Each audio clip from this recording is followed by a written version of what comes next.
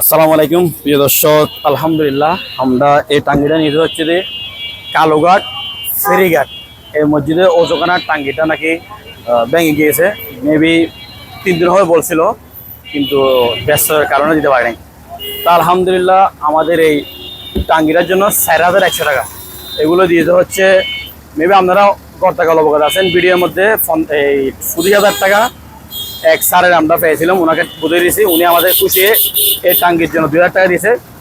আরেক ভাই নাম প্রকাশে দিয়েছে 500, আরেক ছোটো ভাই দিয়েছে 500, তারপর আরেকটা আঙ্কেল দিয়েছে 500। টোটাল আমরা এরকম 2,000 টাকা উনার আর বাকি 500 এই টোটাল 2,000 টাকা উনার আর 2,100 টাকা আরেকজন থেকে আমরা নিয়েছি। সবগুলো নাম প্রকাশে অনিচ্ছুক। আর 2,000 টাকা যেহেতু ফার্স্ট করতেছি, উনি হচ্ছে আমাদেরকে দিয়েছে, যার টাকাগুলো আমরা পেয়েছি দিয়েছে ওনাকেই। তো সামাজিক কাজ আমাদেরকে হাজিয়ে দিয়েছে। তো প্রিয় দর্শক, আমরা ফেরিঘাটে যেটা মসজিদ আছে এটার জন্য দিয়ে আসবো। আমরা মেবি অবগত আছেন, এখানে জন্য আমরা সাবমার্সিবল পাইপ দিয়েছিলেন। মেবি কালোঘাটের অনেক মানুষ টাকা দিয়েছিলেন এবং আমিও বিকাশের মাধ্যমে আমাদের অনেক প্রবাসী ভাই থেকে টাকাগুলো দিয়েছিলাম।